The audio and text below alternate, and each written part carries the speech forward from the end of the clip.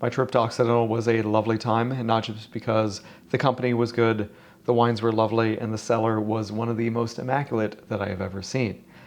This is a winery that you can tell that care and attention has been given from start to finish to do how they want to have it done.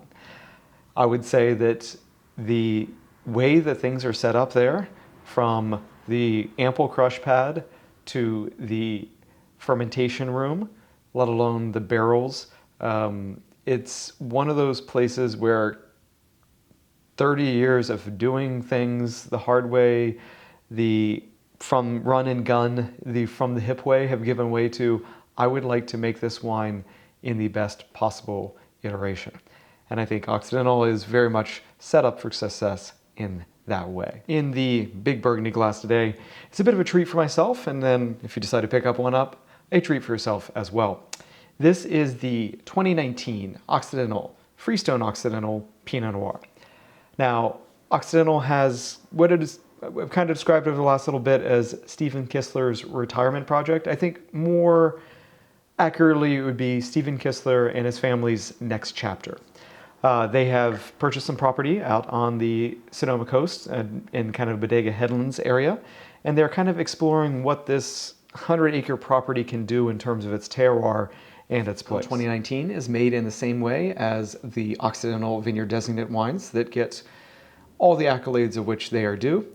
This particular 2019 iteration is a blend of Bodega Headlands, Occidental Station, as well as the Bodega Ridge Vineyard sites.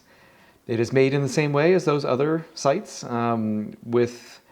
fermented with native yeast, and then malolactic bacteria did go through. They have a heated floor to help things along in the barrel. Iteration, which is new for them, the 2019 Vineyard Designates, which I got an opportunity to try, which will be coming along shortly, are wines that are really quite lovely. After the distinct and horrible challenges of 2017, as well as the joy that was 18, 19, and 20. 20 and 21 is still a TBD.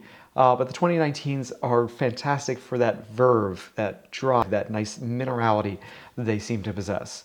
When I was there, the fog layer was slowly starting to recede back towards the ocean, and I find in this wine a little bit of like that nice salinity in addition to some crunchy red fruits towards cranberry. Let's go with wild strawberry bramble kind of aspect. When I first opened this up, there was almost a little touch of blue fruit coming through, but it wasn't overwhelming, and I think we've firmed up to some nice red fruits as it's gotten some time in glass. Palate, there's good acidity. This is not mouth puckering, but at the same time, it does activate the salivary glands. There's something about this wine that you're going to want to then have a bite of food, or it's going to be one that you want to have another sip of it. It is also quite pretty.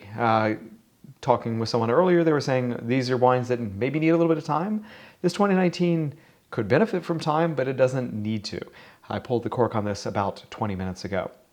This is one of those exceptional Pinot Noirs that speaks to where it's from, how it's done, and how much care and attention someone has put into this wine. I'm enjoying, and I hope you do too. Cheers, stay safe, and be well.